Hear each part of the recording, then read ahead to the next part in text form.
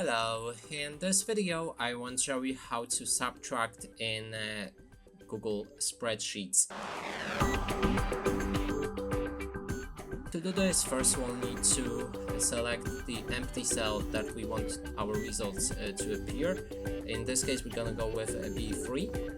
Then we can enter our command, so go for equals, then the column that you want to get subtracted from, for example, it's gonna be A, or actually B2